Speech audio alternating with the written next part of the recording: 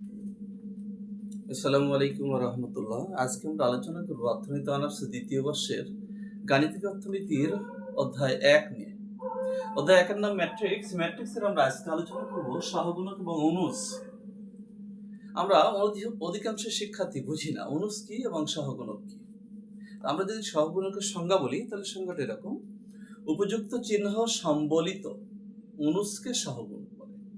উপযুক্ত চিহ্ন সম্বলিত অনুজকে সহগুণক বলে। তাহলে উপযুক্ত চিহ্ন সম্বলিত, চিহ্ন সম্বলিত তার মানে কি? চিহ্ন দিলে সেটাকে আমরা বলি সহগুণক, আর চিহ্ন না দিলে ওইটার নাম হবে অনুজ বা অনুরাশি। তাহলে কি হবে, কিভাবে বের করতে হয় আমরা একটু দেখি একটা ম্যাট্রিক্সের উদাহরণ দিয়ে। যেমন এই একটা ম্যাট্রিক্স দেওয়া আছে, কত? 3 4 5 6। আমরা সবাই জানি এটাকে সারি বলি আর এটাকে কলাম বলি। আচ্ছা, এই 3 কোথায় আছে?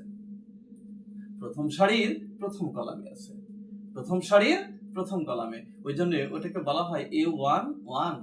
তার মানে কি? প্রথম সারির প্রথম কলাম। এটাকে কি বলে? প্রথম সারির দ্বিতীয় কলাম। তার মানে কি? A12 প্রথম সারির দ্বিতীয় কলাম।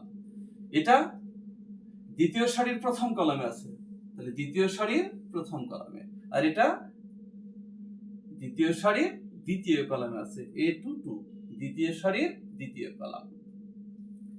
তো মাইনর নিয়ে বের করার নিয়ম হলো যাকে নিব কাকে নিব। যদি A11 মানে কি 3 নিলে 3 সারিবাদ কলাম বাদ, সারিবাদ কলাম বাদ, সারিবাদ কলাম বাদ কি থাকে?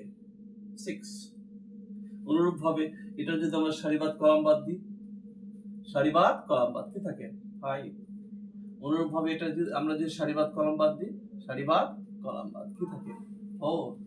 এটা সারিবাদ কলাম বাদ, সারিবাদ কলাম বাদ কি থাকে? 3। এটাকে বলা হয় মাইনর। কিন্তু এই মাইনরকে যদি আমরা একটু কাজ করি, সামান্য একটু কাজ করি, তার নাম হয়ে যাবে কি? সহগুণক বা কোফ্যাক্টর। কিভাবে দেখ, 1 আর 1, 1 + 1 কত হয়? 2। 2 জোড় সংখ্যা বিজোড় সংখ্যা? জোড় সংখ্যা। জোড় সংখ্যার কোনো সাইন চেঞ্জ হবে না। আর এখানে 1 আর 2 যোগ করলে কত হবে? 3। 3 বিজোড় সংখ্যা, এইজন্য এই 5 এর আগে একটা মাইনাস হবে। অনুরূপ ভাবে 2 আর 1 3, এই 3 বিজোড় সংখ্যা, এই 4 এর আগে একটা মাইনাস হবে। অনুরূপ ভাবে 2 2 কত হয়? 4।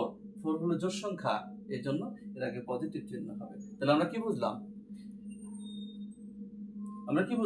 বিজোড় সংখ্যা যোগফল যদি বিজোড় হয় তাহলে সাইন পরিবর্তন হবে।